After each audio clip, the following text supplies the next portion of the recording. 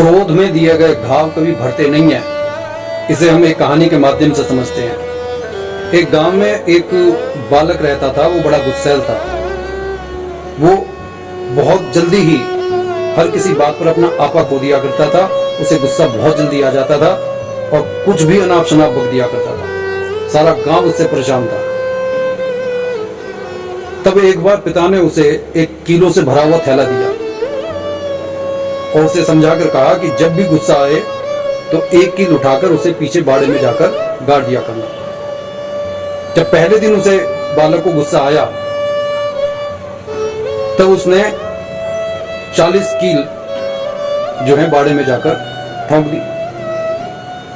धीरे धीरे समय के साथ उसने कहा कि मैं ये क्या कर रहा हूं, बेकार क्या क्रोध करके मैं अपनी एनर्जी को वेस्ट कर रहा हूं।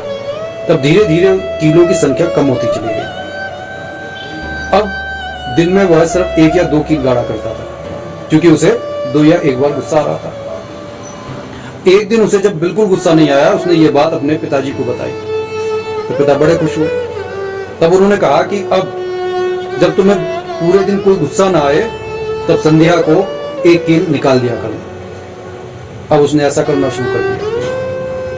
कुछ समय के बाद जब उसने आखिरी कील निकाल दी तब अपने पिता को ये जाकर खुशखबरी दी, बड़े खुश होकर कि पिताजी आज मैंने आखिरी कील भी निकाल दी है। पिता बहुत खुश हुए, बहुत शाबाशी दी और उसे लेकर बाड़े में आए और उसे गले से लगा लिया। उन्होंने कहा ये तुमने बहुत अच्छा काम किया, लेकिन क्या तुम यहाँ पर कुछ देख रहे हो?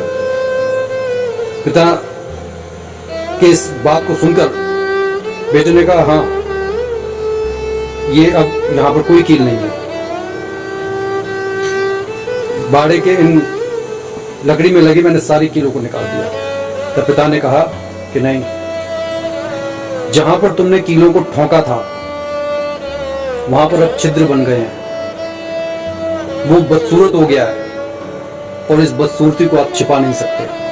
ये पूरी जिंदगी इसी तरीके से रहेगा।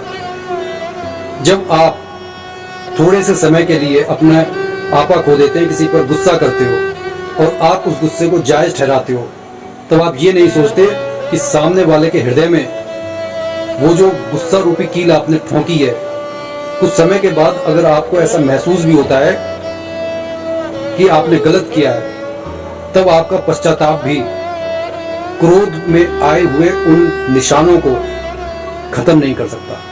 इसलिए कोशिश करनी चाहिए कि जितना हो सके हमारे मन में क्रोध के विचार पैदा ही ना हो, क्योंकि जब वो बाहर वाले को इतनी परेशानी दे रहे हैं तो स्वयं को कितनी परेशानी देते होंगे, ये हमें समझना होगा। साधु संत तो यहां तक कहते हैं कि एक क्षण का क्रोध हमारे बरसों की तपस्या को विफल कर देता है। तो क्या आप जानबूझकर ऐसा जहर पीना चाहेंगे?